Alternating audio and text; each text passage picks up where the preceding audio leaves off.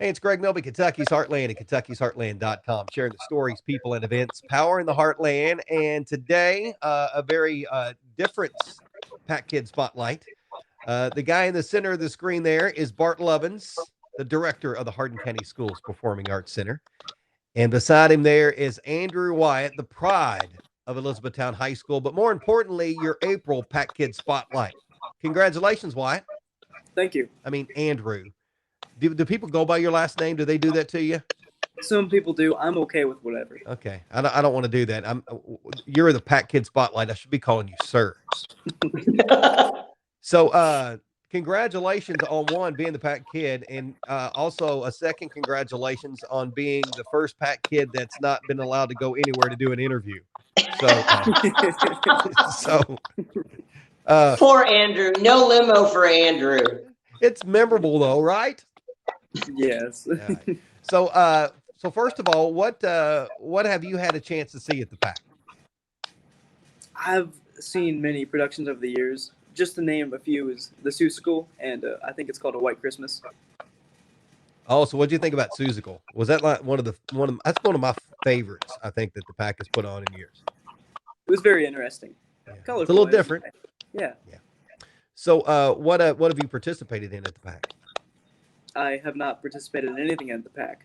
Mm-hmm. You've been there, right? Not at all? I have never performed at the PAC. What? First PAC Kid Spotlight that has probably never performed at the PAC. Huh. So all right. You thought not riding in a limousine was unique. Yeah. All right. So what do they do, Andrew? What do they do? Just pick your name out of a hat and say, "Hey, you're the PAC Kid Spotlight." How did this happen? What makes you special, Andrew? I am at the Elizabethtown Performing Arts Center. I have never done anything out of the Performing Arts Center, and I just have the lead role in my play here. Okay, so let's talk about the EPAC, the Elizabethtown Performing Arts Center. What makes it fun and unique being on the stage there? What makes it fun and unique is actually the people that I'm working with, and of course the director of our performance. And you're not just an actor; you're also a musician. Let's talk about some of the time. That you play alto saxophone. What do you play? I play the alto saxophone, and I have a separate band. You have a separate band? I have I guess you could call it a garage band, and then marching band. Oh, do tell me, Andrew. You have a garage band. What's the name of your garage band? The name may have to change, but that's not a great way to set it up, Andrew. Yeah, currently it's Andrew times 2 because there are 2 Andrews in the band. It is Andrew and Andrew. Andrew times 2. Yeah. But now there's also an Anthony. Yeah, now there's an Anthony.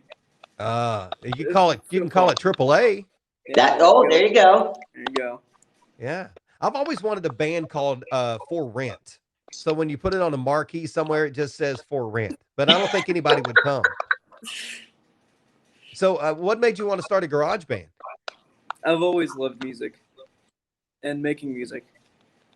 And so you perform a lot. I noticed in some of my notes here, you do a lot of the KMEA stuff. So you enjoy the competitions like that?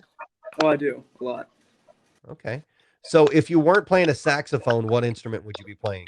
Because I know you have to look around the band and go, you know what? I like my instrument, but I think I could dig that one too. What other instrument would you play? I would probably play the mellophone or the euphonium in band. Okay. Yeah. I would have said the flute or something because they're a lot smaller, right? Or the piccolo. You don't have to carry those everywhere. You know? So what have you learned from your experiences being on stage there at the EPAC? I've learned how to cooperate with others and grow more comfortable in my own skin and talking with one another and understanding people. Okay. So when you grow up, what do you want to be? Do you want to be like some kind of crazy a jazz musician that travels the world or what? I want to be a psychiatrist. Oh, there's a lot of musicians that could use that. Yeah. So why psychiatry? I've always appreciated psychology. I've always thought the human mind was interesting. and I've always wanted to understand people and how the mind works. Okay. So how has the arts helped you towards that goal so far? With playing a character, you have to understand how that character thinks and how that character feels. The emotions, you have to understand that person. And you also have to understand what they've been through. And along with that, you have to understand what the person that you're working with has been through, what the character has been through. It's important to understand that. Very nice. And we always ask this question, but it's got to change it up a little bit because usually it's a loaded question. You're like, okay, they're just going to really kiss up the Bart here with the question. But this one, you don't know him anything, Andrew. Okay. So why are the arts so important to you? Music and arts in general has always taken a large priority of my life. I've always thought acting was interesting, along with music, of course. And I think it helps develop my skills as acting and arts in general. A wide variety of skills. I guess I can say that it's been building. Now, it says on the notes here that you plan on attending the University of Louisville. Do you plan on minoring in music or anything like that, or is it just going to become a hobby at that point? It will probably become a hobby that I pass down to my children later on. Oh, look at that. Pass down to my children later on. How old are you, Andrew? I'm only 16. 16, and I'm passing them down to my children. So what grade? You a sophomore? I am a sophomore. Okay, good stuff. Well, again, congratulations on being the PAC Kid Spotlight. And you're very unique because one, you've never been on the stage at the PAC, and two, you've never really done an interview still. You're still outside of studios.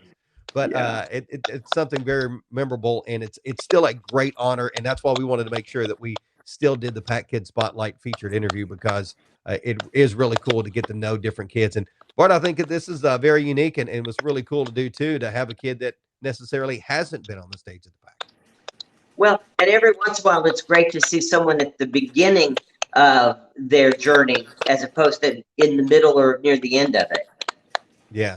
So what's going on at the PAC right now? I know you and I kind of talked off air a few days ago. You're probably as busy now as you've been in a while. It's really funny. Every day there's a new challenge. I really was afraid at this point we would be twiddling our thumbs, but we're as busy as we ever have been. We're doing a lot of reaching out to people through our website. And last Thursday, we had an online table read with several actors of a new script for Sherlock Holmes that we're hoping to do in January. Tonight, we're having a Facebook viewing party of the very first Sherlock Holmes play that we did.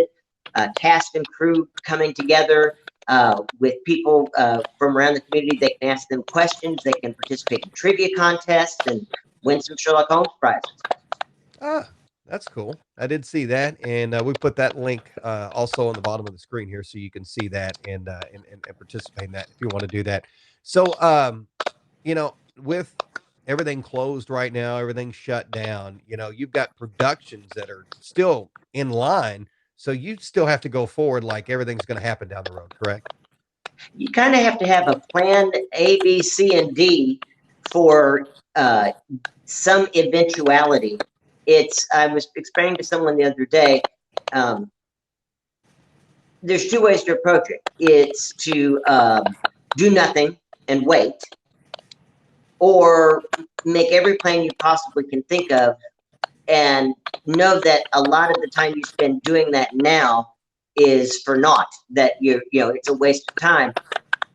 So it's time consuming in the present, but when we are able to open, we've got to hit the ground running. And so I'd rather spend that time now so that when we can open, we can be available to the community and do as many things as we possibly can as soon as we can. All right, good stuff. And there is another first I just realized in this interview. Out of the three people, you look the biggest, Bart. The first time ever, you have been the biggest person in the room. So that's good stuff. All right, ladies and gentlemen, that is your April PAC Kid Spotlight. Andrew Wyatt over there from E-Town High School, the man, the giant in the middle, Bart Lovins, the director of the Hardin County Schools Performing Arts Center. I'm Greg Milby, community storyteller, and this is your PAC Kid Spotlight for the month of April. Thank you so much for watching. Thanks, Greg.